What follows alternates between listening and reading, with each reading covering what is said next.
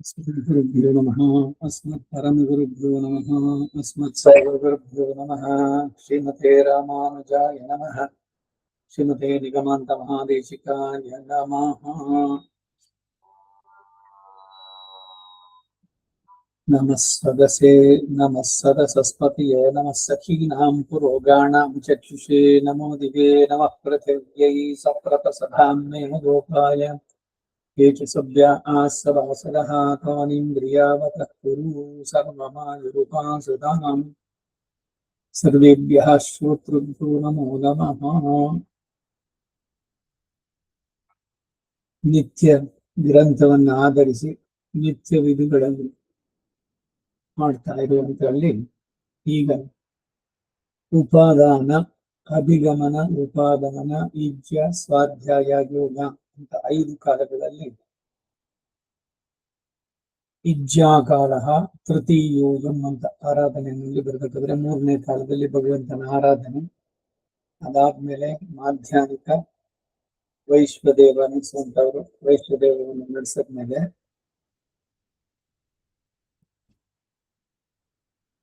ಸ್ವಾಧ್ಯಾಯದಲ್ಲೇನೆ ಇದನ್ನು ಸೇರಿಸ್ಕೊಬೇಕು. ಏನು ಅಂದ್ರೆ ಭಗವಂತನಿಗೆ ನಿವೇದವಾದಂತಹ ಪ್ರಸಾದವನ್ನ ಸ್ವೀಕರಿಸುವಂತ ಊಟ ಮಾಡುದು ಹೇಗೆ, ಏನ್ ಊಟ ಮಾಡೋದು ಹೇಳ್ಬೇಕಾ?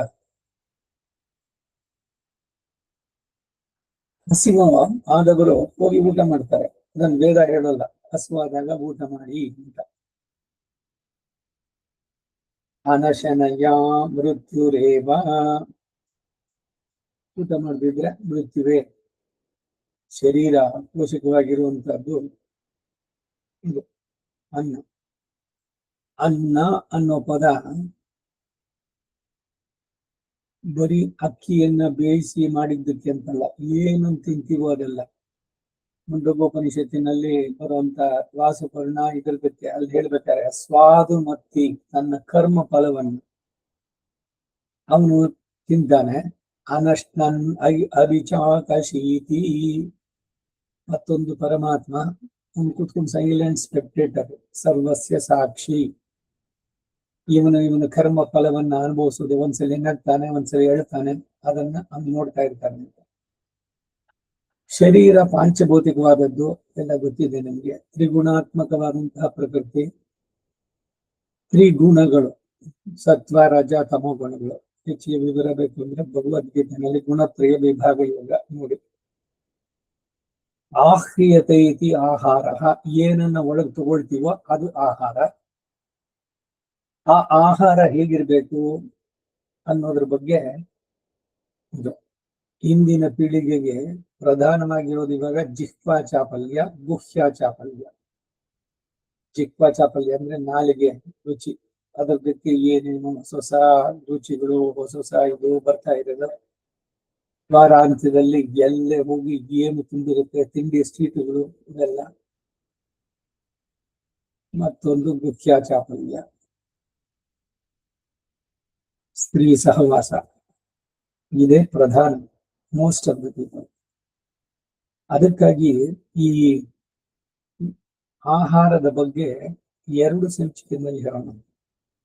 ಆಹಾರ ಹೇಗೆ ತಗೋಬೇಕು, ಎಷ್ಟು ತಗೋಬೇಕು, ಯಾವಾಗ ತಗೋಬೇಕು, ಇವೆಲ್ಲ ತಿಳ್ಸಕ್ ಮೊದಲು ಅನ್ನದ ಬಗ್ಗೆನೇ ಒಂದ್ ಸ್ವಲ್ಪ ವಿವರಗಳಿಗೆ ಹೋಗೋಣ. ಅನ್ನಮಯಮ್ಯ ಸೌಮ್ಯಮನಃ, ಆಹಾರ ನಿದ್ರಾ ಭಯಮೈಥುನಂಚ ಸಾಮಾನ್ಯಮೇತತ್ ಪಶುಭಿರ್ನರಾಣಾಂ. ಮನುಷ್ಯರಿಗೂ ಇತರ ಪ್ರಾಣಿಗಳಿಗೂ ಏನು ಸಾಮಾನ್ಯವಾದದ್ದು ಅಂದ್ರೆ ಆಹಾರ. ಎಲ್ಲವೂ ಆಹಾರ ಸ್ವೀಕಾರ ಮಾಡುತ್ತೆ, ನಿದ್ದೆ ಮಾಡುತ್ತೆ, ಭಯ ಇದೆ. ಬೇರೆ ಇನ್ನೊಂದು ಪ್ರಾಣಿಯಿಂದ ತನಗೆ ಎಲ್ಲಿ ಉಂಟಾಗುತ್ತೋ, ಈ ಮನುಷ್ಯನಾದ್ರೆ ಇನ್ನೊಬ್ಬ ಶಕ್ತಿಶಾಲಿಯಾನೋ ನಿಮ್ಮ ಮೇಲೆ ಏನು ದಬ್ಬಾಳಿಕೆ ನಡೆಸ್ತಾನೋ ಅನ್ನೋ ಭಯ. ಮೈಥುನಂಚ, ಸೆಕ್ಸ್. ಈ 4 ವಿಷಯಗಳಲ್ಲಿ ಪಶುಗಳಿಗೂ ಮನುಷ್ಯರಿಗೂ ಸಮಾನತೆ ಇದೆ ಅಂತಂದು. ಆದ್ರೆ ನಾವು ಮನುಷ್ಯರಾಗಿ ಬದುಕಿದ್ದಕ್ಕೆ ಅದರ ಸಾರ್ಥಕತೆ ಏನು ಪಡಬೇಕು? ಬರೀ ಪಶು ಸಮಾನವಾಗಿ ನಮ್ಮ ಬದುಕನ್ನು ನಡೆಸಿದ್ರೆ ಪ್ರಯೋಜನ ಇಲ್ಲ. ಕರ್ಮಾನುಗುಣವಾಗಿ ಶರೀರ ಪಡೆದಿರುವ ಎಲ್ಲರಿಗೂ ಕೂಡ, ಎಲ್ಲ ಜೀವಿಗಳಿಗೂ ಕೂಡ ಇಕ್ಷುತ್ ಪಿಪಾಸೆ ಅನ್ನೋದು ಇದ್ದದ್ದೇ. ಕ್ಷುತ್ ಅಂತಂದ್ರೆ ಹಸಿವು, ಪಿಪಾಸೆ ಅಂದ್ರೆ ಬಾಯಾರಿಕೆ. ಹಸಿವು ಬಾಯಾರಿಕೆಗಳು ಎಲ್ಲ ಚೇತನರಿಗೂ ಇರುವಂತದ್ದು. ಭಗವಂತನ ಸೃಷ್ಟಿನಲ್ಲೇನೆ ಇದೆ. ಈ ತೈತಿರೀಯದಲ್ಲಿ ಆಕಾಶ ವಾಯು, ವಾಯೋರಗ್ನಿ, ಅಗ್ನೇರಾಪ, ಅದ್ಯ ಪೃಥ್ವಿ, ಪೃಥಿವ್ಯಾ ಓಷಧಿಯ, ಓಷಧಿಭ್ಯೋ ಅನ್ನ, ಅನ್ನಾತ್ ಪುರುಷ. ಯಾವುದೇ ಒಂದು ಚೇತನ ಅದಕ್ಕೊಂದು ಶರೀರ ಕೊಡಬೇಕಾದ್ರೆ ಭಗವಂತ ಅದಕ್ಕೆ ಆಹಾರವನ್ನು ಸಿದ್ಧ ಮಾಡಿರ್ತಾನೆ, ಅದರ ಸಂದೇಹನೇ ಇಲ್ಲ. ಬೆಟ್ಟದ ತುದಿಯಲ್ಲಿ ಹುಟ್ಟಿರುವ ವೃಕ್ಷಕ್ಕೆ ಕಟ್ಟೆಗಟ್ಟಿ ನೀರೆರೆದವರು ಯಾರು? ಹುಟ್ಟಿಸಿದ ಸ್ವಾಮಿತ ಹೊಣೆಗಾರನಾಗಿರಲು ಕೊಟ್ಟು ರಕ್ಷಿಪನ್, ಇದಕ್ಕೆ ಸಂದೇಹ ಇಲ್ಲ. ತಲ್ಲನಿಸದಿರು ಕಂಡ್ಯ ತಾಳು ಮನವೇ. ಇದು ಅರಿವಿದೆಯಾ ನಮಗೆ? ಅಯ್ಯೋ ಏನಾಗ್ಬಿಡುತ್ತೋ, ಇಷ್ಟೆಲ್ಲ ಜಾಸ್ತಿ, ಗ್ಯಾಸ್ ಜಾಸ್ತಿ ಆಯ್ತು, ನಾಳೆ ಏನಾಗ್ಬಿಡುತ್ತೋ, ಊಟನೇ ಸಿಗಲ್ವೋ.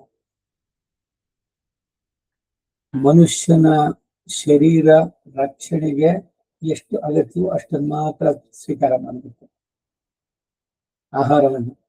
ಹೆಚ್ಚಿಗೆ ತಿಂದ್ರದೆಲ್ಲ ಬರೀ ಕಸಬಾಗುವುದಷ್ಟೇ.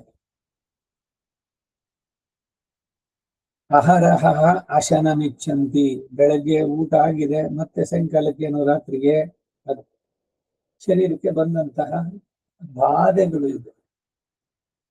ಮೋಕ್ಷದಲ್ಲಿ ಹೋದಾಗ ಭಗವಂತನ ಜೊತೆಗೆ ವೈಕುಂಠದಲ್ಲಿದ್ರೆ ಹಸಿವು ಬಾಯಾರಿಕೆಗಳಿಲ್ಲ, ಅಲ್ಲಿ ಮುಪ್ಪು ಸಾವು ಇಲ್ಲ, ದುಃಖ ರೋಗಗಳು ಇಲ್ಲ.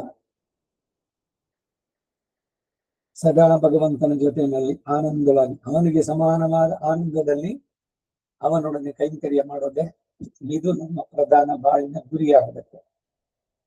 ಅದಕ್ಕೆ ಆಹಾರವನ್ನು ತಗೋಬೇಕಾದ್ರೆ ಭಗವದ್ಗೀತೆಯಲ್ಲಿ ಕೃಷ್ಣ ಹೇಳ್ತಾನೆ, ಯುಕ್ತಾಹಾರ ವಿಹಾರಸ್ಯ. ಯಾವುದು ಯುಕ್ತವಾದದ್ದು, ಯಾವುದು ಅಯುಕ್ತವಾದದ್ದು, ಇದನ್ನು ತಿಳಿಸೋದಕ್ಕೇನೆ ಪೂರ್ವಾಚಾರ್ಯರುಗಳೆಲ್ಲ ಮಾಡಿದ್ದು. ವೇದಾಂತ ದೇಶಿಗರು ಆಹಾರ ನಿಯಮ ಬರೆದ್ರು. ಕಣ್ಣನ್ ಆಹಾರ ನಿಯತಿ ಸೊನ್ನಾನ್ ಅಂತ ಹೇಳ್ತಾರೆ. ಅಲ್ಲೂ ಕೂಡ ಕಂಚಿಯ ವರದರಾಜ ಭಕ್ತರು ತಮ್ಮ ಸತ್ವಗುಣ ವರ್ಧನೆಗೆ ಈ ಆಹಾರಗಳನ್ನ ಬಿಟ್ಟಿದ್ದಾರೆ.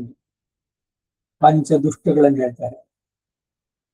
ಆಕಾರ ದುಷ್ಟ, ವರ್ಣ ದುಷ್ಟ, ಆಶ್ಚರ್ಯ ದುಷ್ಟ, ವಾಸನಾ ದುಷ್ಟ, ಹೀಗೆ ಒಂದೊಂದು ಬರುವಂತದ್ದು. ಈಗ ಆಕಾರ ದುಷ್ಟ, ಈ ಪಡವಲಕಾಯಿ ಅದು ಇದು ಹಾವಿನ ತರದಲ್ಲಿರುವಂತದ್ದು. ವಾಸನಾ ದುಷ್ಟ, ಈರುಳ್ಳಿ ಬೆಳ್ಳುಳ್ಳಿ ಇವರು ಒಂದೊಂದು ಹೇಳ್ತಾ ಹೋದ್ರೆ ಈಗ ಬಹಳ ದೊಡ್ಡದಾಗುತ್ತೆ. ಆದ್ರೂ ಕೂಡ ನಿಮ್ಗೊಂದು ಉದಾಹರಣೆ ನೋಡಿ. ಇವಾಗ ಈರುಳ್ಳಿನೋ ಬೆಳ್ಳುಳ್ಳಿನೋ ತಿಂದು ಬಿಟ್ಟು 1 ಗಂಟೆ ಕಾಲ ಬಿಟ್ಟ ಮೇಲೆ ನಿಮ್ಮ ಉಸಿರಿನಲ್ಲಿ ಕೆಟ್ಟ ವಾಸನೆ ಇರುತ್ತೆ.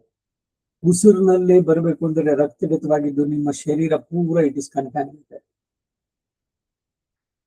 ವಾಸನಾ ದುಷ್ಟ. ಅದು ಮೆಡಿಸಿನ್ ಅಂತ ಗಾರ್ಲಿಕ್ ಪೆಲ್ ಸಿಗುತ್ತೆ ಅಂತಂದ್ರೂ ಕೂಡ ಅದಕ್ಕೆ ಪರ್ಯಾಯ ಇಲ್ವೋ? ಈ ತಾಮಸಿಕ ಆಹಾರವನ್ನು ತಗೊಂಡ್ರೆ ಸತ್ವಗುಣದ ಇದಕ್ಕೆ ಅವಕಾಶ ಇಲ್ಲ, ಸತ್ವೋದ್ರೇಕ್ತವಾಗೋದಕ್ಕೆ ಆಗೋದಿಲ್ಲ. ಒಳ್ಳೆ ಕೆಲಸ ಮಾಡ್ಬೇಕು ಅಂದ್ರೆ ಅದಕ್ಕೆ ಏನಾದ್ರು ಅಡ್ಡಿಗಳು ಬರುತ್ತೆ. ಉದ್ಧಾರ ಮಾಡ್ಕೊಳ್ಬೇಕು ಅನ್ನೋದಕ್ಕೆ ಬರುವಂತದ್ದು ನಮ್ಮ ಆಹಾರ ಸೇವನೆಯಿಂದ. ಅದರಿಂದ ಆಹಾರವನ್ನ ಸ್ವೀಕಾರ ಮಾಡುವುದು ಬಹಳ ಬಹಳ ಮುಖ್ಯವಾದ್ದು. ಏನನ್ನು ತಿಂತೀವಿ ಅನ್ನೋದು ಬಹಳ ಮುಖ್ಯವಾದ್ದು. ಹಸಿವಾದಾಗ ಆಹಾರ ಸ್ವೀಕಾರ ಮಾಡಬೇಕು. ಏನನ್ನು ಸಿಗಬೇಕು ಅಂತಂದ್ರೆ ಭಗವದರ್ಪಿತವಾದ ಪ್ರಸಾದವನ್ನೇ ಸಿಗಬೇಕು ನಾವು ಸ್ವೀಕಾರ ಮಾಡಬೇಕಾದ್ರೆ. ಯತ್ ಪ್ರಥಮಂ ಭುಕ್ತಂ, ಬೃಹದಾರಣ್ಯಕ ಉಪನಿಷತ್ತಿನಲ್ಲಿ ಮಾತು ಬರುತ್ತೆ. ಏನನ್ನೇ ನೀವು ತಿನ್ನಿ ಬಾಯಿಗೆ ಹಾಕೋಕ್ ಮೊದಲು ಅದು ಮೊದಲನೇ ತುತ್ತನ್ನ ಭಗವಂತನಿಗೆ ಸಮರ್ಪಣೆ ಮಾಡಬೇಕು. ಅದೇ ಉಪನಿಷತ್ತಿನಲ್ಲಿ ಪ್ರಾಣಾಗ್ನಿಹೋತ್ರ ಅಂತ ಪಂಚ ಪ್ರಾಣಿಗಳು, ಪ್ರಾಣ ಅಪಾನ ವ್ಯಾನ ಉದಾನ ಸಮಾನ. ಅದಕ್ಕಾಗಿ ಆ ಪರಿಶೇಚನೆಯನ್ನು ಮಾಡೋದು. ಭಗವಂತನಿಗೆ ನಿವೇದವಾದಂತಹ ಆಹಾರವನ್ನು ಸ್ವೀಕಾರ ಮಾಡಬೇಕಾಗಿದೆ. ಭಗವಂತನ ಆರಾಧನೆಗೆ ಬಾಕ್ಯ ಯಾಗ ಅಂತ ಹೇಳಿದ್ರೆ ಇದಕ್ಕೆ ಅನುಯಾಗ ಅಂತ ಹೆಸರು. ಊಟ ಮಾಡೋದಕ್ಕೆ, ಊಟ ಮಾಡೋದು ಒಂದು ಯಜ್ಞ. ಅದನ್ನೇ ಪ್ರಾಣಾಗ್ನಿಹೋತ್ರ. ಪ್ರಾಣರೂಪಿಯಾದ ಭಗವಂತನಿಗೆ ಮಾಡುವ ಅಗ್ನಿಹೋತ್ರ ಇದು. ಅಹಂ ವೈಶ್ವಾನರೋ ಭೂತ್ವಾ ಪ್ರಾಣಿನಾಂ ದೇಹಮಾಶ್ರಿತಃ ಪ್ರಾಣಾಪಾನ ಸಮಾಯುಕ್ತಂ ಪಚಾಮಿ ಅನ್ನಂ ಚತುರ್ವಿಧಂ. 15ನೇ ಅಧ್ಯಾಯ ಪುರುಷೋತ್ತಮ ಯೋಗದಲ್ಲಿ ನಾನೇ ಜಾಟರಾಜ್ಞಿಯಾಗಿ ಇವನು ತಿನ್ನುವಂತಹದ್ದು 4 ವಿಧ ಭಕ್ಷ್ಯ ಭೋಗ್ಯ ಲೇಹ್ಯ ಚೂಷ್ಯ ಅಂತ ಆ 4 ಕೆಟಗರಿ ಏನೇನು ಹೊಸ ತಿಂಡಿಗಳಿದೆಯೋ ಎಲ್ಲವೂ ಕೂಡ ಇದಕ್ಕೆ ಸೇರುವಂತಹದ್ದು. ಅಗದು ತಿನ್ನುವಂತಹದ್ದು, ಚಪ್ಪರಿಸಿ ತಿನ್ನುವಂತಹದ್ದು, ನೆಕ್ಕಿ ತಿನ್ನುವಂತಹದ್ದು, ಭಕ್ಷ್ಯ ಭೋಜ್ಯ ಲೇಹ್ಯ ಚೂಷ್ಯ ಷಡ್ರಸೋಪೇತವಾದಂತಹ ಆಹಾರ. ಆ ಆಹಾರ ಎಷ್ಟು ತಿನ್ಬೇಕು ಅಂತಂದ್ರೆ ಇನ್ನೊಂದು ತುತ್ತು ತಿನ್ನಬಹುದು ಅಂತಿದ್ದಾಗ ಅದನ್ನ ನಿಲ್ಲಿಸ್ಬೇಕು. ಏನೋ ತಿನ್ನಿ ಅಂತ ಹೇಳಿಲ್ಲ, ಚೆನ್ನಾಗಿ ಮಾಡ್ಕೊಂಡು ತಿನ್ನಿ. ಏನೋ ಒಂದು ಸಕ್ಕರೆ ಪೊಂಗಲ್ ಮಾಡಿದ್ರೆ ಅದಕ್ಕೆ ಚೆನ್ನಾಗಿ ಗೋಡಂಬಿ ದ್ರಾಕ್ಷಿ ಎಲ್ಲ ಹಾಕಿ ಗೋದಾದೇವಿ ಹೇಳಾಗೆ ಮೂಢ ನೈವೇದ್ಯ ಮೊಳಂಗ ಬಲಿವಾರ. ತುಪ್ಪ ಕೈಯಿಂದ ಹತ್ಕೊಂಡು ಮೊಣಕಾಲಿನಲ್ಲಿ ಅದು ಮೊಣಕೈಯಿನ ಇದರಿಂದ ಅದು ಸೋರ್ಬೇಕು, ಹಾಗೆ ಎಲ್ಲರಿಗೂ ಕೊಟ್ಬಿಟ್ಟು ತಿನ್ನುವಂತದ್ದು. ಭಗವದರ್ಪಿತವಲ್ಲದಂಥದ್ದನ್ನ ತಿಂದರೆ ಕೇವಲ ಆಗೋ ಭವತಿ ಕೇವಲಾದಿ. ಅನ್ನ ಸೂಕ್ತದಲ್ಲಿ ಜಯಂತಿನಲ್ಲೂ ಬರುತ್ತೆ. ಅನ್ನಂ ಪ್ರಾಣಂ ಅನ್ನಂ ಅಪಾನಮಾಹು ಅನ್ನಂ ಮೃತ್ಯುಂ ತಮ ಜೀವಾತ್ಮಾಹು. ಅದರಲ್ಲಿ ಕೇವಲಾಗೋ ಭವತಿ ಕೇವಲಾದಿ, ಕೇವಲ ಅಘ ಅಂದ್ರೆ ಬರೀ ಪಾಪವನ್ನು ತಿಂತೀವಿ ನಾವು. ನಾಲಿಗೆ ರುಚಿ ಬರೀ ಬಂದು ನೋಡಿದ್ರೆ ಬರೀ ಪಾಪವನ್ನು ತಿಂತೀರಿ.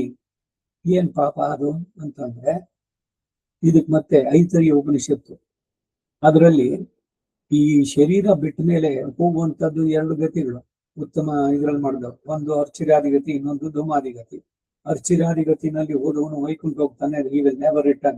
ನಚ ಪುನರಾವರ್ತತೆ ನಚ ಪುನರಾವರ್ತತೆ ಇದು ಕಡೆ ಇದು ಸೂತ್ರ ಇದರಲ್ಲಿ ಶ್ರೀಭಾಷ್ಯದಲ್ಲಿ ಉಪನಿಷತ್ತುಗಳು ಇದನ್ನು ಹೇಳುತ್ತೆ. ಧೂಮಾದಿಗತಿಯಲ್ಲಿ ಹೋದವರು ಅವರ ಸುಕೃತ ವಿಶೇಷಗಳಿಂದ ಮಾಡುವಂಥದ್ದು. ಇಲ್ಲ ಕುತ್ಸಿತ ಗತಿ ಅಂದ್ರೆ ಇಲ್ಲಿ ಏನೋ ಹಿಂಸೆಗಳು ಮತ್ತೊಂದು ಮಾಡಿದ್ದಕ್ಕೆ ಇವರಿಗೆ ನರಕದ ದರ್ಶನ.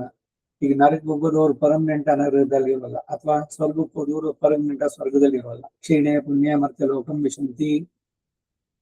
ಈಗ ನಾನು ಹೇಳೋಕ್ ಬಂದಿದ್ ಮಾತು, ಇವ್ರು ವಾಪಸ್ ಬರ್ತಾರಲ್ಲ ಮತ್ತೆ ಲೋಕಂ ವಿಶಂತಿ, ಹೆಂಗ್ ಬರ್ತಾರೆ ಅದನ್ನು ಉಪನಿಷತ್ತು ಹೇಳುತ್ತೆ.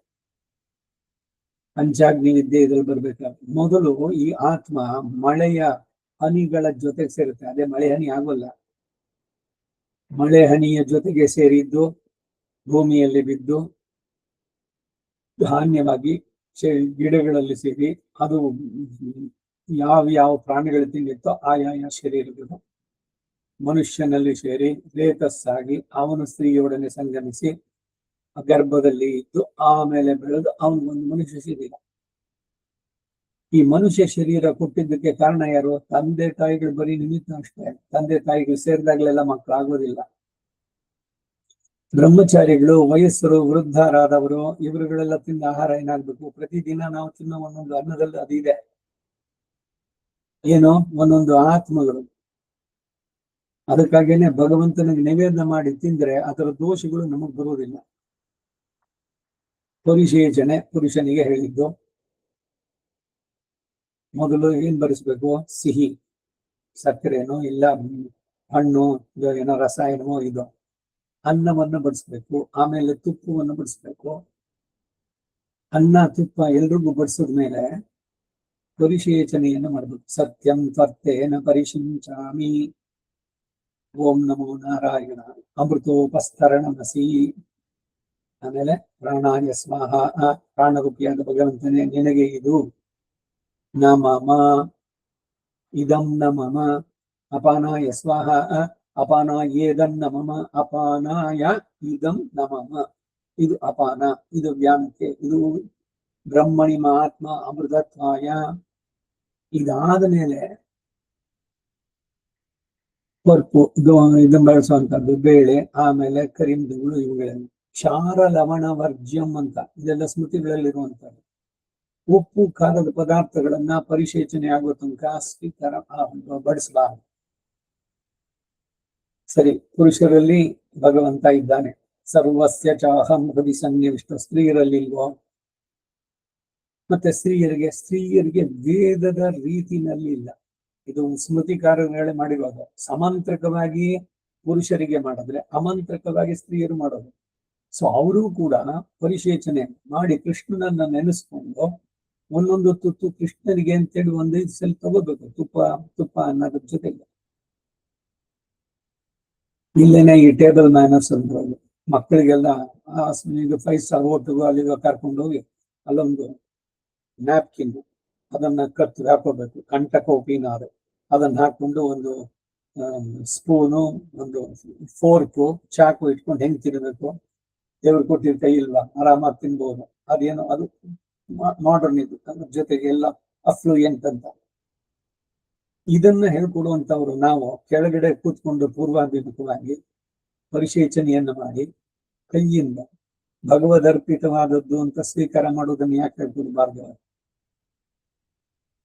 ಅಡಿಗೆ ಮಾಡ್ಬೇಕಾದ್ರೇನೇನೆ ಸ್ತ್ರೀಯರು ಶುದ್ಧರಾಗಿ ಒಳ್ಳೆಯ ಮನಸ್ಸಿನಿಂದ ಪೆರುಂದೇವಿ ತಾಯಾರ್ ತಿರುಕೈಯಾಲೆ ಅಂತ ಹೇಳಿ ಕುಕ್ಕರ್ನ ಜೋಡಿಸಿಟ್ಟು ತಿರುಪಾವೈನ ಪೂರ್ಣವಾಗಿ ಮಾಡಿ ಮನಸ್ಸಿನಲ್ಲಿ ಅದನ್ನು ಅನುಸಂಧಾನ ಮಾಡಿ ಅಡಿಗೆ ಕೆಲಸ ಮುಗಿಸ್ಬೇಕು. ಅದನ್ನ ಭಗವಂತನಿಗೆ ನಿವೇದನಕ್ಕೆ ಇಡಬೇಕು ಇಜ್ಜ ಕಾಲದ ಹೊತ್ತಿಗೆ.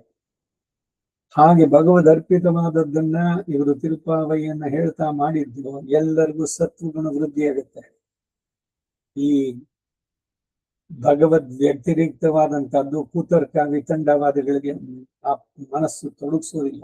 ಆ ಆಹಾರದ ಹಿರಿಮೆ ಆ ರೀತಿ ಎಫೆಕ್ಟ್ ಆಫ್ ಫುಡ್. ಇದಕ್ಕೊಂದು ಕಥೆ ಹೇಳ್ತೀನಿ ಕೇಳಿ. ಒಬ್ಬ ಹಿಂದೆ ಎಲ್ಲ ತೀರ್ಥಯಾತ್ರೆ ಹೋಗ್ತಾ ಇದ್ರು, ನಡೆದು ಹೋಗ್ತಾ ಇದ್ರು. ಒಬ್ಬ ಶ್ರೋತ್ರಿಯ ಹೊರಟಿದ್ದಾನೆ, ಎಲ್ಲ ದಿವ್ಯ ಕ್ಷೇತ್ರಗಳು ಅದು ಇದು ನೋಡೋಣ ಅಂತ. ಸರಿ, ಒಂದು ಊರಿಂದ ಬಂದ, ಬೆಳಗಿಂದ ನಡೆದು ಬಂದ ಯಾವುದೋ ಒಂದು ಗ್ರಾಮ, ಅಲ್ಲಿ ಮಧ್ಯಾಹ್ನಕ್ಕೆ ಇದು ಮುಗಿಸ್ದ. ಯಾರೋ ಶ್ರೋತ್ರಿಯರ ಮನೆಯಲ್ಲಿ ಅವರು ಬಂದಿದ್ದಾರೆ ಅಂತ ಹೇಳಿ ಆತಿಥ್ಯ, ಗೃಹಸ್ಥನಿಗೆ ಅತಿಥಿಗೆ ಮೊದಲು ಆಗ್ತದೆ. ವೈಶ್ವದೇವದಲ್ಲಿ ಇರೋದೇ ಅಷ್ಟೇ. ವೈಶ್ವದೇವದಲ್ಲಿ ದೇವಯಜ್ಞ, ಮನುಷ್ಯ ಯಜ್ಞ, ಪಿತೃಯಜ್ಞ, ಭೂತಯಜ್ಞ, ಮನುಷ್ಯ ಯಜ್ಞಂ ಸಂತಿಷ್ಠತೆ ಅಂತ ಏನ್ರು ಶ್ರೋತ್ರಿಯನಾದ ಬ್ರಹ್ಮಣಿಗೆ ಊಟ ಹಾಕಿದ್ರೆ ಅದು ಮನುಷ್ಯ ಯಜ್ಞ ಅಂತ ಅನ್ಸುತ್ತೆ. ಹಾಗೆ ಇವನು ಅವರ ಮನೆಗೆ ಹೋದ, ಬರ್ತೀನಿ ನಾನು ಅಂತ ಹೇಳಿ ಅವನ ನಿತ್ಯ ವಿಧಿಗಳನ್ನು ಮುಗಿಸ್ಕೊಂಡು ಬಂದ. ಮನೆಯಲ್ಲಿ ಯಜಮಾನ ಪತ್ನಿ ಹೇಳಲ್ಲ, ಸಿದ್ಧ ಮಾಡು, ಬಂದಿದ್ದಾರೆ ಶ್ರೋತ್ರಿಯರು ಅಂತ. ಅವಳು ಸಡನ್ ಆಗಿ ಇವ್ರು ಬಂದಿದ್ರು. ಅತಿಥಿ ಅಂದ್ರೆ ಏನು, ಇವ್ರು ಟೈಮು ಡೇ ಬಿಟ್ಟು ಏನು ಕೊಡದೆ ಸಡನ್ ಆಗಿ ನುಗ್ಗುವಂತವನಿಗೆ ಅತಿಥಿ ಅಂತ ಹೆಸರು. ಈಗ ಸಭೆಯಲ್ಲಿ ಮುಖ್ಯ ಅತಿಥಿ ಅಂತ ಕರೆಯೋದು. ಸುಮ್ಮನೆ ಸಭೆಯಲ್ಲಿ ಕೂತಿರುವಾಗ ಯಾರನ್ನೋ ಕರೆದ್ರೆ ಅವ್ರಿಗೇನು ಮೊದಲು ಹೇಳಿರೋದ ಏನು ಇಲ್ಲ. ನೀವು ಯಾರನ್ನೋ ಕರೆದು ಇನ್ವೈಟ್ ಮಾಡಿ ಅವ್ರು ಒಪ್ಕೊಂಡು ಬಂದ್ರೆ ಅವರು ಅತಿಥಿಗಳಲ್ಲ, ಅವರು ಅಭ್ಯಾಗತರು. ಪದದ ಉಪಯೋಗ ಹೇಗಾಗತ್ತೆ ಅಂತ. ಇವನು ಬಂದ ಊಟಕ್ಕೆ ಅಂತ ಹೇಳ್ಬಿಟ್ಟು, ಸರಿ ಗೃಹಿಣಿ ಆದವಳು ಏನ್ ಮಾಡೋದು, ಏನಾದ್ರು ಬಿಡಿ ಮಾಡ್ಬೇಕಲ್ಲ, ಅನ್ನ ಸಾರು ಬಂದಿದ್ದೆ. ಸೊ ಅದಕ್ಕೆ ಏನ್ ಮಾಡೋದು, ಪಕ್ಕದ ಹಿತ್ತಲು, ಮನೆ ಹಿಂಭಾಗದಲ್ಲಿ ಹಿತ್ತಲುಗಳು, ಅವ್ರದ್ದು ಇನ್ನೊಬ್ಬರ ಮನೆಯಲ್ಲಿ ಒಂದಷ್ಟು ತರಕಾರಿ ಬಿಟ್ಟಿತ್ತು. ಚಕ್ಷಂತ ಸೀದಾ ಓದ್ಲು, ಪಕ್ಕದ ಇದರಲ್ಲಿ ತರಕಾರಿ ತಗೊಂಡ್ಬಂದು ಹಚ್ಚಿದ್ಲು, ಎಲ್ಲ ಮಾಡಿ ಎಲ್ಲ ಭೋಜನಕ್ಕೆಲ್ಲ ಸಿದ್ಧ ಮಾಡಿದ್ದಾಯ್ತು. ಮಾಡಿ ಇವರು ಮುಗಿಸ್ಕೊಂಡು ಬಂದ್ರು. ಶ್ರೋತ್ರಿ ಬಂದಿದ್ದಾರೆ ಅಂತ ಬೆಳ್ಳಿ ಲೋಟ ಇಟ್ರು ನೀರಿಗೆ. ಇವನು ಪರಿಶೇಚನೆ ಮಾಡದ, ಇಲ್ಲ ಆಯ್ತು. ಊಟ ಆದ್ಮೇಲೆ ಆ ಲೋಟ ತೆಗೆದು ಜೋಡಿಗೆನೆಲ್ಲ ಹಾಕೊಂಡ ದಾಗಿ ಹೊರಟ. ಇವರು ಕೂಡ ಗಮನಿಸ್ಲಿಲ್ಲ, ಮನೆಯ ಯಜಮಾನರು ಇವ್ರಿಗೆಲ್ಲ. ಅಲ್ಲಿಂದ ಅವನು ಸುಮಾರು 6 ಗಂಟೆ ಕಾಲ ನಡೆದಿದ್ದಾನೆ. ಸಂಧ್ಯಾ ಕಾಲದ ಹೊತ್ತಿಗೆ ಯಾವುದೋ ಬೇರೆ ಒಂದು ನದಿ ತೊರೆ ಹತ್ರ ಹೋಗ್ಬಿಟ್ಟು ಅಲ್ಲಿ ಸಂಧ್ಯಾಗೆ ಕೈ ಕಾಲು ತೊಳ್ಕೊಂಡು ಜೋಳಿಗೆ ಕೈ ಹಾಕ್ತಾನೆ. ಬೆಳ್ಳಿ ಲೋಟ, ಈ ಬೆಳ್ಳಿ ಲೋಟ ಯಾಕೆ ತಗೊಂಬಂದೆ, ಅವನಿಗೆ ಗೊತ್ತಿಲ್ಲದಂತೆ ಬಂದದ್ದು. ಸೊ ಅವನ ಮುಂದಕ್ಕೆ ಅವನು ತೀರ್ಥಯಾತ್ರೆ ಮುಂದುವರ್ಸಿ ಹೋಗೋಲಿಲ್ಲ. ವಾಪಸ್ ಹಿಂದಕ್ಕೆ ಬದ. ಈ ಬೆಳಗ್ಗೆ ಯಾರು ಮನೆಗೆ ಹೋಗಿದ್ನೋ ಅವನಿಗೆ ರಾತ್ರಿ ಹೋಗ್ಬಿಟ್ಟು ಅವ್ರಿಗೆ, ನೋಡಿ ನಿಮ್ಮ ಬೆಳ್ಳಿ ಲೋಟ ತಗೊಳ್ಳಿ, ನನಗೆ ಒಂದು ಕ್ಲಾರಿಫಿಕೇಶನ್ ಬೇಕು. ನೀವು ನನಗೆ ಆಹಾರ ಬಡಿಸಿದ್ರಲ್ಲ, ಅದು ಎಲ್ಲಿಂದ ಸಂಪಾದಿಸಿದ್ದು ಅಂತ ಕೇಳಿದ್ರು. ಏನ್ ಹೇಳ್ದ, ಏನು ಎಲ್ಲ ಮನೆಯಲ್ಲೇ ಮಾಡಿದ್ದು ಅಂತ. ಪತ್ನಿ ಕೇಳಿದ್ರು, ಎಲ್ಲಿ ಮಾಡಿದೆ ಅಂತ. ಏನಿಲ್ಲ ರೀ, ಬಂದಿದ್ರಲ್ಲ ಅದಕ್ಕಾಗಿ ಏನು ಇರ್ಲಿಲ್ಲ, ಸಾರ ಇದಕ್ಕೆ ಬರಿ ಹಾಕೋಬಹುದು, ಒಂದು ತರಕಾರಿ ಸೇರಿಸೋಣ ಅಂತ ಪಕ್ಕದ ಮನೆ ಹೆತ್ತಿಂದ ಒಂದಷ್ಟು ತಗೊಂಡ್ಬಂದು ಹಾಕಿದೆ ತರಕಾರಿ. ಅವರನ್ನು ಕೇಳದೆ ತಗೊಂಡ್ರೆ ಅದೇನಾಗುತ್ತೆ, ಇಟ್ ಅಮೌಂಟ್ಸ್ ಟು ಸ್ಟೀಲ್, ಕಳ್ತನ. ಹಾಗೆ ಕಳ್ಳತನದಿಂದ ಮಾಡಿದ್ದು ಬಡಿಸಿದ್ದರಿಂದ ಇವನಿಗೆ ಆ ಬೆಳ್ಳಿ ಲೋಟ ಕದಿಬೇಕು ಅನ್ನೋ ಮನಸ್ಕೊಂತು. ಅನ್ನಮಯ ಸೌಮ್ಯ ಮನಃ. ಫುಡ್ ಇಂಪ್ಯಾಕ್ಟ್ ಮನಸ್ಸಿನ ಮೇಲೆ ಎಷ್ಟು ಪ್ರಭಾವ ಬೀಳುತ್ತೆ ಅನ್ನೋದಕ್ಕೆ ಇದೊಂದು ಕಥೆ. ಎಷ್ಟು ಸೀರಿಯಸ್ ಆಗಿರ್ಬೇಕು ನಾವು. ತುಂಬಾ ಚೆನ್ನಾಗಿದೆ. ದೇವಸ್ಥಾನದ ಇದ್ರಲ್ಲ ಅಥವಾ ಮನೆಯಲ್ಲಿ ಮಾಡಿದ್ದೆ ಸ್ವೀಟು ಅಂತ ಸಿಕ್ಕಾಪಟ್ಟೆ ತಿನ್ನುವಾಗಿಲ್ಲ. ಅತ್ಯಾಶನಾದತಿ ಪಾನಾತ್ ಯಚ್ಚ ಉಗ್ರ ಪ್ರತಿಗ್ರಹ ಆತ್. ಅಘಮರ್ಷಣ ಸೂಕ್ತ. ಅಘ ಅಂದ್ರೆ ಪಾಪಗಳು ಅದನ್ನು ಪರಿಹಾರ ಮಾಡುವಂತ ಸೂಕ್ತ. ಪ್ರತಿದಿನ ಸ್ನಾನ ಮಾಡ್ಬೇಕಾದ್ರೆ ಯಾಗಮರ್ಷಣ ಸೂಕ್ತ ಹೇಳ್ಬೇಕು. ಮಾಧ್ಯಾನಿಕದಲ್ಲಿ ತೀರ್ಥ ಪ್ರಾಶನದಲ್ಲಿ ಬರೋದೇನು? ಆಪಃ ಪುನಂತು ಪೃಥಿವೀಂ ಪೂತಾ ಪುನಾತುಮ ಪುನಂತು ಬ್ರಹ್ಮಣಸ್ಪತಿ ಬ್ರಹ್ಮ ಪೂತಾ ಪುನಾತುಮ ಯದುಚ್ಚಿಷ್ಟಂ ಅಭೋಜ್ಯಂ ಯದ್ವಾ ದುಶ್ಚರಿತಂ ಮಮ ಸರ್ವಂ ಪುನಂತು ಮಾಂ ಆಪಃ ಅಸತಾಂಚ ಪ್ರತಿಗ್ರಹ ಸ್ವಾಹ. ಉಚ್ಚಿಷ್ಟ ಅಂದ್ರೆ ಬೇರೆಯವ್ರಿಗೆ ಎಂಜು ತಿಂದಿದ್ರೆ, ಅಭೋಜ್ಯಂ ತಿನ್ನಬಾರದು ತಿಂದಿದ್ರೆ, ಯದ್ವಾ ದುಶ್ಚರಿತಂ ಮಮ ನನ್ನಲ್ಲಿ ಏನೇ ದುಶ್ಚರಿತ್ರಗಳಿದ್ರೆ ಅದನ್ನೆಲ್ಲ ಈ ತೀರ್ಥ ಅಮೃತವಾಗಿ ನನ್ನನ್ನು ಶುದ್ಧಿಗೊಳಿಸ್ಲಿ ಅಂತ. ಎಷ್ಟು ಸುಂದರವಾಗಿದೆ ಮಂತ್ರಗಳು ನೋಡಿ. ಸೊ ಎಂಜಲು ತಿನ್ನಬಾರದು, ತಿನ್ನಬಾರದನ್ನು ತಿನ್ನಬಾರದು. ಇದನ್ನ ತಿಳಿಸೋದು ಯಾರು? ಅದಕ್ಕೆ ಬಂದಿದ್ದು ಆಹಾರ ನಿಯಮ, ಆಹಾರ ನಿಯತಿ ಸೊನ್ನಾನ್ ಕಣ್ಣನ್, ಗೀತೆನಲ್ಲೇ ಬರುತ್ತಿದೆ ಆಹಾರ ಶುದ್ಧವು ಸತ್ವ ಶುದ್ಧಿ ಅಂತ. ಸೊ ಅದರಿಂದ ಆಹಾರ ಸ್ವೀಕಾರ ಮಾಡಬೇಕಾದ್ರೆ ಎಚ್ಚರಿಕೆಯಿಂದ ಸ್ವೀಕಾರ ಮಾಡಬೇಕು. ಊಟಕ್ಕೆ ಕೂತ್ಕೊಂಡ್ರೆ ಅದೊಂದು ಯಜ್ಞ ಅಂತ ಹೇಳಿದೆ ನಾನು. ಪ್ರಾಣಾಗ್ನಿಹೋತ್ರ. ಏನು ಈ ಪ್ರಾಣಾಗ್ನಿಹೋತ್ರ ಅಂದ್ರೆ, ಊಟಕ್ಕೆ ಕೂತ್ಕೋಬೇಕಾದ್ರೆ ಟಿವಿನೋ ಮತ್ತೊಂದು ಬೇಡ, ಎಲ್ಲ ಆರಿಸಿ ಮೊಬೈಲ್ಗಳನ್ನು ತೆಗೆದಿಡಿ. ಭಗವದ್ ಅರ್ಪಿತವಾದ ಪ್ರಸಾದವನ್ನ ಎಲ್ಲರೂ ಒಟ್ಟಿಗೆ ಕೂತ್ಕೊಂಡು ಒಳ್ಳೆಯ ಮನಸ್ಸಿನಿಂದ ಗೋವಿಂದ ನಾಮಸ್ಮರಣೆ ಮಾಡ್ತಾ ಅದನ್ನ ಸ್ವೀಕಾರ ಮಾಡ್ಬೇಕು. ಒಂದು ಗೋಷ್ಠಿ ಒಂದು ಇದಕ್ಕೆ ಸೇರಿದಾಗ ಇಲ್ಲ ಮನೆಯಲ್ಲಿ ಅಭ್ಯಾಸ ಮಾಡೋದು ಸರಿ. ಈಗಾಗಲೇ ಹಿಂದೆನೆ ಹೇಳಿದೆ ನಾನು, ಸಾಮೂಹಿಕವಾಗಿ ಊಟಕ್ಕೆ ಕೂತ್ಕೊಂಡಾಗ ತದಿಯರಾಜ್ಞೆ ಮತ್ತೊಂದರಲ್ಲಿ ಪರಿಶೇಚನೆ ಆಗೋ ತನಕ ಯಾರು ಮುಟ್ಟಬಾರ್ದು. ಇದನ್ನ ಮಾಧ್ವರು ಸ್ಮಾರಕರೆಲ್ಲ ಪಾಲಿಸ್ತಾರೆ. ಅವ್ರು ಹೇಳ್ತಾರೆ ಗೋವಿಂದ ಹೇಳೋ ತನಕ ಯಾರು ಎಲ್ಲ ಕೈಗೆ ಹಾಕ್ಬೇಡಿ ಅಂತ ಅಂದ್ಬಿಟ್ಟು. ನಮ್ಮವರು ಎಷ್ಟರ ಮಟ್ಟಿಗಾಗಿದೆ ಅಂದ್ರೆ ಮೊದ್ಲು ಬಡಿಸೋದೇ ಕೋಸಂಬರಿನೋ ಮತ್ತೊಂದು, ಹಾಗಿದ ತಕ್ಷಣ ಇವ್ರು ಬಾಯಿಗೆ ಹಾಕಲ್ಲ. ಯಾರು ತಿನ್ಲಿ ಯಾರು ಇದಾಗ್ಲಿ, ಮತ್ತೆ ಇವ್ರಿಗೆ ಏನೋ ಬೇಕನ್ಸ ಎದ್ದು ಹೋದ ಮಧ್ಯದಲ್ಲಿ. ಇವೆಲ್ಲ ಟೇಬಲ್ ಮ್ಯಾನರ್ಸ್ ಇವ್ರಿಗೆ ಹೇಳ್ಕೊಡ್ತಾರಲ್ಲ, ಇದು ಮ್ಯಾನರ್ಸ್ ಕಲಿಬೇಕಾದ್ರೆ. ಒಂದು ಎರಡು ಕೂತ್ಕೊಂಡಾಗ ತ್ರಿಸುಪರ್ಣಮಯಾಚಿತಂ, ಅದರಲ್ಲಿ ಏನು ಆಸಹಸ್ರಾತ್ ಪಂಕ್ತಿಂ ಪುನಂತಿ ತ್ರಿನಾಚಿಕೇತ ಅಂತ ಇದೆ. ಇದೆರಡು ತಿಳಿಬೇಕಾದದ್ದು. ಬ್ರಾಹ್ಮಣನಾದ ಗೋಷ್ಠಿಯಲ್ಲಿ ಕೂತ್ಕೊಂಡಾಗ ಇವ್ರ ಅನ್ನ ಬಡಿಸೋಕ್ ಶುರು ಮಾಡಿದ್ರೆ ಪೂರ ಎಲ್ರಿಗೂ ಬಡಿಸೋ ತನಕ ಕಾಯ್ಬೇಕು. ಅನ್ನ ಆದ್ಮೇಲೆ ತುಪ್ಪ ಬರ್ಬೇಕು. ಅವ್ರು ಬಡಿಸೋ ಅಷ್ಟರಲ್ಲಿ ಈ ತ್ರಿಸುಪರ್ಣ ಅಥವಾ ತ್ರಿನಾಚಿಕೇತನನ್ನ ಪಾರಾಯಣ ಮಾಡ್ಬೇಕು. ನಚಿಕೇತನ ವೃತ್ತ ಅಂತ ಹೇಳುವಂತದ್ದು ಕಾಟಕದಲ್ಲಿ ಬರುತ್ತೆ. ಹಚ್ಚಿದ್ರ ಅಶ್ವಮೇಧ ಕಾಟಕ, ಕಾಟಕದ ಪ್ರಶ್ನೆ ಕಠೋಪನಿಷತ್ನಲ್ಲಿ ಬರುವಂತಹದ್ದು ಇದೆ. ತ್ರಿನಾಚಿಕೇತ ಮುಷಂಘ ವೈವಾಗಷ್ಟವಸಃ ಸರ್ವ ವೇದ ಸಂದದವು. ಇದು ಆಮೇಲೆ ನಾನು ಇದಕ್ಕೊಂದು ಅಂಗಡಿ ಕಳಿಸ್ಕೊಡ್ತೀನಿ. ತ್ರಿನಾಚಿಕೇತ ತ್ರಿಸುಪರ್ಣ ಈಗಾಗಲೇ ಒಂದ್ಸಲ ಕಳಿಸಿದೆ. ಇವು ಅದನ್ನ ಇಟ್ಕೊಂಡು ಗೋಷ್ಠಿ ನಾವು ಮನೆಯಲ್ಲಿ ಒಂದು ಫಂಕ್ಷನ್ ಮಾಡಬೇಕಾದ್ರೆ ಎಲ್ರಿಗೂ ಹೇಳಿ ದಯವಿಟ್ಟು ಎಲ್ಲ ವೇಟ್ ಮಾಡಿ. ಮೊದಲು ಅನ್ನ ಬಡಿಸಿ, ಆಮೇಲೆ ತುಪ್ಪ ಬಡಿಸಿ, ಎಲ್ರೂ ಪರಿಶೇಚನೆಯನ್ನ ಮಾಡಿ. ಸ್ತ್ರೀಯರು ಕೂಡ ಕೃಷ್ಣನ ನೆನೆಸ್ಕೊಂಡು 5 ಆಹುತಿಗಳನ್ನ ತಗೊಳ್ಳಿ ಅಮಂತ್ರಕವಾಗಿ. ಅವರು ಅಷ್ಟೇ ಪ್ರಾಣಾಗ್ನಿ ಹೋತ್ರವೇ ಅದು. ಅವಾಗ ಪೂರ್ವಾಭಿಮುಖವಾಗಿ ಕೆಳಗಡೆ ಕೂತ್ಕೊಂಡು ಸ್ವೀಕಾರ ಮಾಡ್ಬೇಕು. ಊಟ ಕೂತ್ಕೋಬೇಕಾದ್ರೆ ಆ ಲೋಟ ನೀರು ಬಲಪಕ್ಕದಲ್ಲಿ ಇರಬೇಕು. ಪರಿಶೇಚನೆ ಸತ್ಯಂ ತ್ವರ್ತೇನ ಪರಿಶಿಂಚಾಮಿ. ಒಬ್ಬರಿಗೊಬ್ರು ಮೈ ಮುಟ್ಟಿಸ್ಕೊಂಡು ಊಟ ಕೂತ್ಕೋಬಾರ್ದು. ಒಬ್ಬರಿಂದ ಇನ್ನೊಬ್ಬರಿಗೆ ಟೇಬಲ್ ಮೇಲೆ ಇದ್ರೆ ಎಲ್ಲ ಏಕವಾಗ್ಬಿಡುತ್ತೆ, ಎಂಜಲಾಗುತ್ತೆ ಅಂತ. ಕೆಳಗಡೆ ಭೂಮಿ ಮೇಲೆ ಕೂತ್ಕೊಂಡ್ರೆ ಎಂಜಲಾಗಲ್ವಾ? ಭೂಮಿ ಮೇಲಿದೆ ಅದಕ್ಕೆ ಅಂತಲ್ಲ, ಲೋಟವನ್ನ ಪಕ್ಕದಲ್ಲಿಟ್ರೆ ನೀರು ಇಟ್ ಬಿಕಮ್ಸ್ ಎ ಬ್ಯಾರಿಯರ್. ಒಬ್ಬರಿಗೂ ಇನ್ನೊಬ್ಬರಿಗೂ ಡಿಪಾನಿಕೇಶನ್ ಬರುವಂತ. ಸೊ ಅದು ಬಲಭಾಗದಲ್ಲಿ ನೀರಿರ್ಬೇಕು. ಪರಿಶೇಚನೆಯನ್ನ ಮಾಡಿ ಪ್ರಾಣಾಹುತಿ ಆದ್ಮೇಲೆ ಮಿಕ್ಕಿದ್ದೆಲ್ಲ ಪಲ್ಯಗಳು, ಆಮೇಲೆ ಸಾಂಬಾರು, ಕೂಟು ಏನ್ ಬರೀತಿರೋ ಅದು ಹೋಗ್ರೆ ಅದೆಲ್ಲ ಆಯುರ್ವೇದದ ಇದರಲ್ಲಿ ಬಹಳ ಸುಂದರವಾಗಿ ಜೋಡಿಸಿದೆ. ಯಾವ್ದಾದ್ಮೇಲೆ ಯಾವ್ದು, ಮೊದಲು ಮೊಸರನ್ನ ಅಲ್ಲ, ಇಲ್ಲ ಹೋಗ್ರೆ ಇದೆ ಫಸ್ಟ್ ಅದನ್ನ ತಿಂದ್ಬಿಡೋದಲ್ಲ. ಬರೀ ನಾಲ್ಗೆ ರುಚಿ ಅಲ್ಲ, ಆಯುರ್ವೇದದ ಪ್ರಕಾರ ಇವುಗಳೆಲ್ಲ ಆಗ್ಬೇಕು.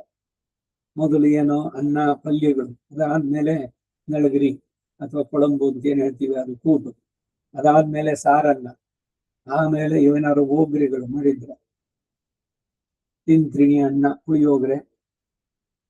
ಯಾವ ವಾರದಲ್ಲಿ ಏನೇನು ಅನ್ನ ತಿನ್ಬೇಕು ಅಂತ ಕೂಡ ಇದೆ, ಎಲ್ಲ ಪುರಾಣದ ಉಲ್ಲೇಖಗಳಲ್ಲಿ ಬರುತ್ತೆ. ಅದಾದ್ಮೇಲೆ ಸಿಹಿ, ಆಮೇಲೆ ಒಂದು ಪಾಯಸ, ವಿಶೇಷ ದಿನಗಳಲ್ಲಿ ಬರುವಂತದ್ದು. ಇದೆಲ್ಲ ಆದ್ಮೇಲೆ ಮೊಸರನ್ನ, ಅದು ಉಪ್ಪಿನಕಾಯಿ. ಎಲ್ಲರೂ ಊಟ ಮುಗಿಸಿದ ಮೇಲೆ ಮತ್ತೆ ಇನ್ನೊಂದ್ಸಲಿ ಅಮೃತ ಪಿಧಾನಮಸಿ. ಪಿಧಾನಂ ಅಂತಂದ್ರೆ ಆಚ್ಛಾದನ, ಹೊದಿಕೆ. ಯಾರಿಗೆ? ಪ್ರಾಣದ ನಗ್ನತೆಯನ್ನ ಕವರ್ ಮಾಡುವಂತದ್ದು ಇದು ಅಮೃತ ಪಿಧಾನಮಸಿ ಅಂತ. ಪ್ರತ್ಯಕ್ಷ ಲವಣ ವರ್ಜ್ಯಂ, ಬಾಯಿ ರುಚಿಗಲ್ಲ, ಅದು ಭಗವತ್ ಪ್ರಸಾದ ಬಡಿಸಿರೋದು. ಸ್ವಲ್ಪ ಉಪ್ಪು ಕಡಿಮೆ ಇದ್ರೆ ಹಂಗೆ ತಿನ್ನಿ, ನಾಲಿಗೆ ಮೇಲೆ ಕಂಟ್ರೋಲ್ ಬರೋದಕ್ಕೆ ಸಾಧ್ಯವಾಗುತ್ತೆ. ಪ್ರತ್ಯಕ್ಷವಾಗಿ ಲವಣವನ್ನ ಉಪ್ಪನ್ನು ಬಡಿಸ್ಕೊಂಡ್ರೆ ಗೋಮಾಂಸವನ್ನ ತಿಂದಷ್ಟು ದೋಷ ಬರುತ್ತೆ ಅಂತಿದೆ.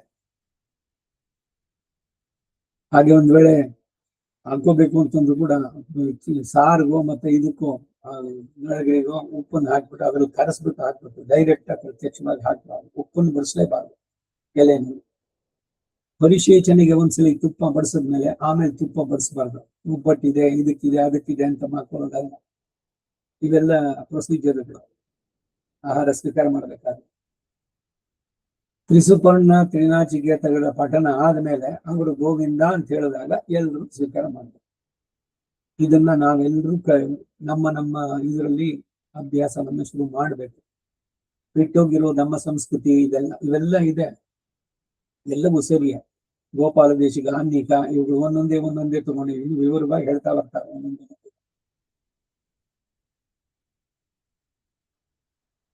ಹಾಗೆ ಆಹಾರವನ್ನ ಸ್ವೀಕಾರ ಮಾಡೋದು. ಎಷ್ಟು ತಿನ್ಬಹುದು ಅಂದ್ರೆ ಇನ್ನೊಂದು ತುತ್ತು ತಿನ್ನಬಹುದು ಅಂತ ಇದ್ದಾಗಲೂ ಕೂಡ ಅದನ್ನು ನಿಲ್ಲಿಸಬೇಕು. ಅತ್ಯಾಶನ ಕೂಡುವುದು. ಶ್ರಾದ್ದದಲ್ಲಿ ನೋಡಿ, ಎಲೆ ಹಾಕುವ ಉದ್ದೇಶ ಇದಕ್ಕೇನೆ. ಮೊದಲನೇ ಎಲೆಯಲ್ಲಿ ಸಿಹಿ ಅನ್ನ, ಅನ್ನಂ ಪಾಯಸಂ ಭಕ್ಷ್ಯಂ ಅಂತ. ಎರಡನೇ ಇದರಲ್ಲಿ 4 ಕರಿಂದು 2 ಗೊಜ್ಜು, ಇದೆಲ್ಲ ಅದ್ರಲ್ಲಿ ಬರುತ್ತೆ. ಇವರು ಪರಿಶೇಚನೆ ಮಾಡಬೇಕಾದ್ರೆ ಮೊದಲೇ ಎಲೆ ಹಿಡ್ಕೊಂಡು ಪೃಥಿವೀತೆ ಪಾತ್ರಂ ದ್ಯೌರಪಿಧಾನಂ ಬ್ರಾಹ್ಮಣಸ್ತ್ವ ಮುಖೇ ಜುಹೋಮಿ. ಆ ಮಂತ್ರ ಎಷ್ಟು ಸುಂದರವಾಗಿದೆ. ಇಡೀ ಭೂಮಂಡಲವೇ ಪೃಥಿವಿ, ಅದು ನಿನಗೆ ತಟ್ಟೆ, ಪಾತ್ರ. ದ್ಯೌಹು ದ್ಯುಲೋಕ, ಅದು ಪಿಧಾನಂ ಆಚ್ಛಾದನ. ಬ್ರಾಹ್ಮಣಸ್ತ್ವ ಮುಖೇ ಜುಹೋಮಿ, 3 ಜನರನ್ನ ವರ್ಣ ಮಾಡಿ ವಿಶ್ವೇದೇವ ಪಿತೃಸ್ಥಾನ ವಿಷ್ಣು ಸ್ಥಾನದಲ್ಲಿ ನಡೆಸುವಂಥದ್ದು, ಶ್ರದ್ಧೆಯಿಂದ ಮಾಡುವಂಥದ್ದಕ್ಕೆ ಶ್ರಾದ್ದ. ಶ್ರಾದ್ದ ಅನ್ನೋ ಪದ ಏನು ಅಂತಂದ್ರೆ ಶ್ರದ್ಧೆಯಿಂದ ಏನೇ ಕೆಲಸ ಮಾಡಿ ಅದು ಶ್ರಾದ್ದ. ಅದನ್ನ ನಾವು ರೂಢಿನಲ್ಲಿ ಶ್ರಾದ್ದ ಅಂದ್ರೆ ಇವರು ಅವ್ರಿಗೆ ಯಾವ ತಂದೆನೋ ತಾಯಿನೋ ಅವರದ್ದು ನಡೆಸ್ತಾ ಇದ್ದಾರೆ ಅಂತ ಅದಕ್ಕೆ ಸೀಮಿತವಾಗ್ಬಿಟ್ಟಿಲ್ಲ. ಹಾಗಾಗಲ್ಲ. ಸೊ ಆಹಾರವನ್ನು ತಗೋಬೇಕಾದ್ರೆ ಈ ರೀತಿ ಮಾಡ್ಬೇಕಾದ್ರೆ. ಮತ್ತೆ ಇನ್ನೊಂದೇನು ಅಂದ್ರೆ ಊಟಕ್ಕೆ ಕೂತ್ಕೊಳ್ಳೋದು ಪೂರ್ವಾಭಿಮುಖವಾಗಿ. ಮೊದಲು ಸ್ಥಳ ಶುದ್ಧಿ, ಆಮೇಲೆ ಬಾಳೆ ಎಲೆನೋ ಇದು, ಆ ಬಾಳೆ ಎಲೆ ಸುಳಿ ನಮ್ಮ ಎಡಗಡೆ ಬರ್ಬೇಕು, ಉಲ್ಟಾ ಹಾಕ್ಬಾರ್ದು. ಅದನ್ನ 2 ಆಚಮನ ಮಾಡಬೇಕು, ಪುರುಷರಾಗ್ಲಿ ಸ್ತ್ರೀಯರಾಗ್ಲಿ. ಇದು ಶ್ರೋತಾಚಮನ, ಅವರು ಸ್ಮಾರ್ತಾಚಮನ. ಮಾಡದ ಮೇಲೆ ಅನ್ನ, ತುಪ್ಪ, ಪಂಚ ಆಹುತಿಗಳು ಅವರು ಅಮಂತ್ರಿತವಾಗಿ ಸ್ತ್ರೀಯರು ಕೂಡ ಮಾಡ್ಬೇಕು. ಊಟ ಆದ್ಮೇಲೆ ಎಲ್ರದ್ದು ಆಗಿದೆ ಅಂದ್ಮೇಲೆ ಆಮೇಲೆ ಹೇಳ್ಬೇಕು, ಮೊದ್ಲೇ ಹೇಳಬಾರ್ದು. ಎದ್ದು ಕೈ ಕಾಲು ತೊಳ್ಕೊಂಡು, ಮೊದಲು ಒಂದ್ಸಲಿ ಕೈ ಕಾಲು ತೊಳ್ಕೊಂಡು ಆಚಮನ ಮಾಡ್ಬಿಟ್ಟೆ ಕೂತ್ಕೋಬೇಕು. ಹಾಗೇನು ಊಟ ಆದ್ಮೇಲೆ ಕಾಲು ತೊಳಿಬೇಕು, 2 ಆಚಮನ ಮಾಡಬೇಕು. ನೀರನ್ನ ಹೆಬ್ಬೆರಳನ್ನ ನೀರಿನಲ್ಲಿ ಅದ್ಬಿಟ್ಟು ಎದೆಯನ್ನು ಮುಟ್ಕೊಂಡು ಶ್ರದ್ಧಾಯ ಪ್ರಾಣೇ ನಿವಿಶ್ಯ ಅಮೃತ ಗಮ್ಮತಂ ಪ್ರಾಣಮನ್ನೇನಾಪ್ಯಾಯಸ್ವ ಅಪಾನೇ ನಿವಿಶ್ಯ ಅಮೃತ ಗಮ್ಮತಂ ಅಪಾನಮನ್ನೇನಾಪ್ಯಾಯಸ್ವ ಯಾನೇ ನಿವಿಶ್ಯ ಅಮೃತ ಗಮ್ಮತಂ ಯಾನಮನ್ನೇನಾಪ್ಯಾಯಸ್ವ ಉದಾನೇ ನಿವಿಶ್ಯ ಅಮೃತ ಗಮ್ಮತಂ ಉದಾನಮನ್ನೇನಾಪ್ಯಾಯಸ್ವ ಸಮಾನೇ ನಿವಿಶ್ಯ ಅಮೃತ ಗಮ್ಮತಂ ಸಮಾನಮನ್ನೇನಾಪ್ಯಾಯಸ್ವ ಬ್ರಹ್ಮಣಿ ಆತ್ಮ ಅಮೃತತ್ವಾಯ ಪ್ರಾಣಾನಾಂ ಗಂತಿರಸಿ ರುದ್ರೋ ಮಾವಿಶಾಂತಕಸ್ತೇನಾನ್ನೇನ ಆಪ್ಯಾಯಸ್ವ. ಅನ್ನದಾತ ಸುಖೀ ಭವ ಅಮೃತ ಪಿಧಾನಮಸಿ ಸರ್ವಂ ಶ್ರೀ ಕೃಷ್ಣಾರ್ಪಣಮಸ್ತು. ಇದೆಲ್ಲ ಕಡೆಯಲ್ಲಿ ಹೇಳ್ಬಿಟ್ಟು ಮಾಡಿದ್ರೆ ಇದು ಯಾಗ. ಯಾಗವನ್ನು ನಡೆಸಿದ್ರೆ ಏನ್ ಫಲ ಇದೆಯೋ ಸರಿಯಾಗಿ ಊಟವನ್ನ ಮಾಡಿದ್ರೆ ಆ ಫಲ ಉಂಟು. ಒಂದು ಹೊಟ್ಟೆ ಭರ್ತಿ ಆಗುತ್ತೆ ತಿಂದಿದ್ರಲ್ಲಿ. ಎರಡನೇದು ಅಧ್ಯಾತ್ಮದ ಇದರಲ್ಲಿ ಮನಸ್ಸು ಸಮಾಧಾನ ಚಿಂತನದಿಂದ ಇರುತ್ತೆ, ವಿಕಾರಗಳು ಬರುವುದಿಲ್ಲ, ಆಂಗ್ಸೈಟಿ ಟೆನ್ಷನ್ ಇದುಗಳೆಲ್ಲ ಇರೋಲ್ಲ. ಅನ್ನಮಯಮ್ಮಿ ಸೌಮ್ಯ ಮನಃ. ಇದಕ್ಕೇನೆ ಆಗಾದೆ ಹಸಿದ ಬ್ರಾಹ್ಮಣನ್ ರೇಗಿಸ್ಬೇಡ ಅಂತ ನೋಡಿ. ಯಾಕೆಂದ್ರೆ ಇವನು ಕೋಪದಿಂದ ಏನಾದ್ರು ಹೇಳಿದ್ರೆ ಅದು ಫಲಿಸುತ್ತೆ. ಆದ್ರೆ ಅವನಿಗೆ ಅವನ ಸಾಧನೆ ಮುನ್ನಲ್ಲಿ ಹೋಗುತ್ತೆ, ಭ್ರಷ್ಟನಾಗ್ತಾನೆ. ಕೋಪವನ್ನ ನಿಗ್ರಹಿಸಬೇಕು, ಶುದ್ಧಿ ಪಾಸೆ ಅನ್ನೋದು ಇದು.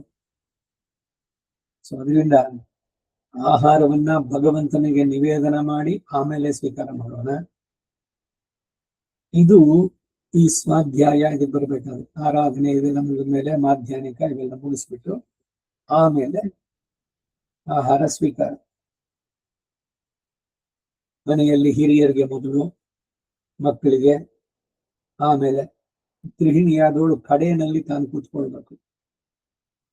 ಅನ್ನವನ್ನು ಮುಟ್ಟಿದ ಕೈನಲ್ಲಿ ತುಪ್ಪವನ್ನು ಮುಟ್ಟಬಾರ್ದು, ಕೈ ನೀರು ಬಿಟ್ಕೋಬೇಕು ಒಂದು ಸ್ವಲ್ಪ.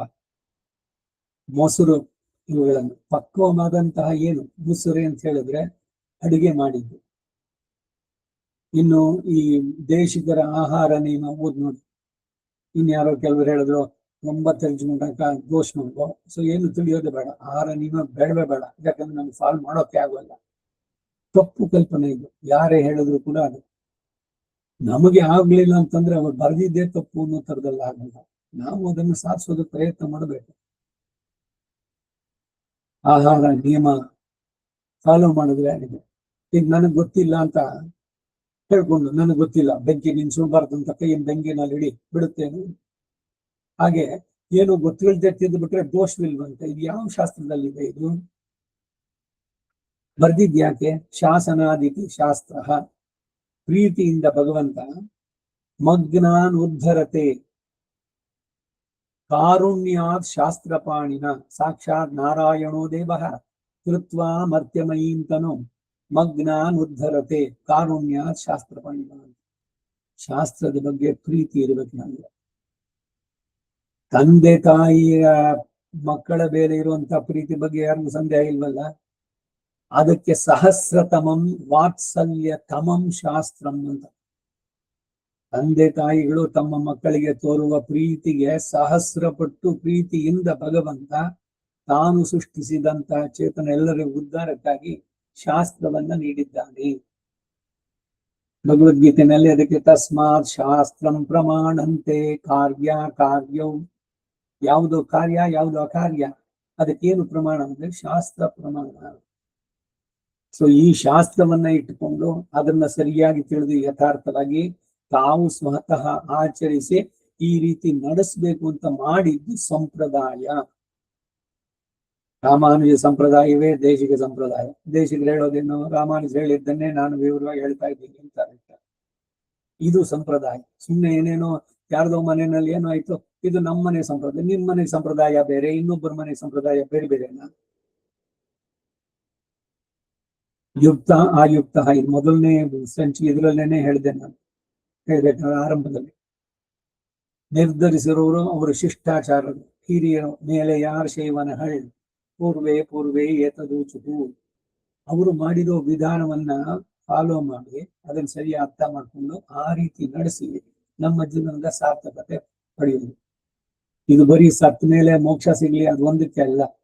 ಇಲ್ಲಿ ಇದ್ದಾಗಲೇ ನೀವು ನೆಮ್ಮದಿಯಿಂದ ಆರೋಗ್ಯದಿಂದ ಸಂತೋಷದಿಂದ ಇರಬೇಕು ಅಂದ್ರೆ ಈ ನಿಯಮಗಳನ್ನ ಪಾಲಿಸಬೇಕು. ತುಂಬಾ ಚೆನ್ನಾಗಿದೆ ಅಂತ ಅತಿ ತಿನ್ನಬಾರ್ದು. ಅತ್ಯಾಶನ. ಶ್ರಾದ್ದದಲ್ಲಿ ಮತ್ತೆ ಶ್ರಾದ್ದದಲ್ಲಿ ಹೇಳೋದೇನು ಅಂತಂದ್ರೆ ರಾತ್ರಿ ಕ್ಷುಣ್ಣ ಜಾಯೇತ. ಆ ಬ್ರಾಹ್ಮಣರು ಯಾರು ಬರ್ತಾರೋ ಅವರುಗಳಿಗೆ ಬೆಳಗಿಂದ ಅವರಿಗೆ ತಿಂತಿರ್ಬಾರ್ದು. ಒಂದು ಯಜ್ಞ, ಒಂದ್ ಪಂಕ್ತಿ ನಿಮಿತ್ತಂ ಅಂತ, ಅದಕ್ಕೆ ನಿಮಂತ್ರಣ ಅಂತ ಹೇಳುವಂತದ್ದು. ನಾಳೆ ದಿವಸ ನಮ್ಮ ತಂದೆಯವರ ತಿರುವಧ್ಯಯನ, ಅದಕ್ಕೆ ನೀವು ಬಂದು ಅನುಗ್ರಹಿಸಬೇಕು ಅಂತ ಇವರು ಹಿಂದಿನ ದಿವಸ ಹೋಗಿ ಪ್ರಾರ್ಥನೆ ಮಾಡಿದ್ರೆ ಹಳ್ಳಿಗಳಲ್ಲೆಲ್ಲ ಎಲ್ರು ಊಟ ಆಯ್ತಾ ಅಂತ ಕೇಳ್ಬಿಟ್ಟು ಆಮೇಲೆ ಈ ಪ್ರಾರ್ಥನೆಯನ್ನು ಸಲ್ಲಿಸ್ತಾ ಇದ್ರು. ಯಾಕೆಂದ್ರೆ ಅವ್ರು ನಾಳೆ ಬರ್ತೀನಿ ಅಂತ ಒಪ್ಕೊಂಡ್ಮೇಲೆ ಅವನ ಮನೆ ನೀರು ಕುಡಿತಾ ಇರ್ಲಿಲ್ಲ ಅಷ್ಟರ ಮಟ್ಟಿಗೆ. ಹಾಗೆ ಈ ಶ್ರಾದ್ದದಲ್ಲಿ ಮುನ್ ಪಂಕ್ತಿಗೆ ಬರ್ಬೇಕಾದ್ರೆ ಇದು ಕ್ವಾಲಿಫಿಕೇಶನ್ ಏನ್ ಅಂದ್ರೆ ಸಂಧ್ಯಾವನ್ನೇ ಮಾಡ್ತಿರ್ಬೇಕು. ತ್ರಿಸುಪರ್ಣ ತ್ರಿನಚಿಕೇತ ತಿಳಿದಿರ್ಬೇಕು, ಅದನ್ನೇನು ಹೇಳ್ಬೇಕಾಗಿಲ್ಲ. ಅವನು ಯೋಗ್ಯ ಇದಿರ್ಬೇಕು. ಆದ್ರೆ ಪಂಚೆ ಕೊಟ್ರೆ ಬರ್ತೀನಿ, 1,500 2,000 ಕೊಟ್ರೆ ಬರ್ತೀನಿ, ಏನದು ಬಿಸ್ನೆಸ್ ಆಗ. ಅಯೋಗ್ಯರು ಅಂತಿದ್ರು ರಂಗಪ್ರಿಯ ಸ್ವಾಮಿಗಳು. ಯಾರು ನನಗೆ ಪಂಚೆ ಕೊಟ್ರೇನೆ ಬರ್ತೀನಿ, ನನ್ಗೆ ಇಷ್ಟು ಕೊಟ್ರೆ ಬರ್ತೀನಿ ಎಂದು ಮುಂದಿಸಲಿ ಕರಿಬೇಡಿ ಅವರು. ನನಗೆ ಬ್ರಹ್ಮಚಾರಿಗಳು ಕೂಡ ಕೂತ್ಕೊಳ್ಬಹುದು ಮುನ್ ಪಂಕ್ತಿಗೆ. ಯಾರೋ ತಂದೆ ಹೋದವ್ರೇನು ಕೂತ್ಕೋಬೇಕು ಅಂತಿಲ್ಲ. ಏನೇನೋ ತಪ್ಪು ಕಲ್ಪನೆಗಳೆಲ್ಲ ಬಂದ್ಬಿಟ್ಟಿದೆ. ಶ್ರಾದ್ದದಲ್ಲಿ ಯಾರು ಅನ್ವಯವೋ ಅವ್ರು ಮಾತ್ರ, ಬೇರೆಯವರಿಗೆ ಊಟ ಹಾಕಬಾರ್ದಲ್ಲಿ. ತಂದೆನೋ ತಾಯಿನೋ ಅವ್ರು ತುಂಬಾ ಕ್ಲೋಸು, ಇನ್ಯಾರೋ ಅವ್ರನ್ನೆಲ್ಲ ಶ್ರಾದ್ದ ಕರಿಬಾರದು. ಶ್ರಾದ್ದದಲ್ಲಿ ಅನ್ವಯ ಆಗದೆ ಇರೋರಿಗೆ ಅದು ಊಟ ಅಲ್ಲ, ಅದು ಪಿತೃಗಳ ಇದು. ಶ್ರಾದ್ದಂ ನವಿಸ್ತರೇತ್ ಅಂತ ಅಂದ್ಬಿಟ್ಟು ಸೂತ್ರ ಬೇರೆ ಇದೆ. ಹೆಚ್ಚಿಗೆ ದೊಡ್ಡದಾಗಿ ಮಾಡಿ ಆಮೇಲೆ ಇದೆಲ್ಲ ಶ್ರೇಯ ವಿಧಾನ ಗುರುಗಳು ಬರೆದಿದ್ದ ಪುಸ್ತಕನ ಪ್ರಿಂಟ್ ಮಾಡ್ಬೇಕಾದ್ರೆ ಅದನ್ನು ಕೂಡ ಎಲ್ಲ ಸೇರಿಸಿದ್ದೆ. ಪ್ಯಾಕೆಟ್ಗಳು ತಿಂಡಿ ಮಾಡಿ ಕೊಡಬೇಡಿ. ಸಜ್ಜಪಾನ ರವೆ ಉಂಡೆ ಇವುಗಳು ತಿನ್ಬೇಕು ಅಂತಂದ್ರೆ ಬೇಕಾದ್ರೆ ಅಲ್ಲೇ ತಿನ್ನಿ, 1-2.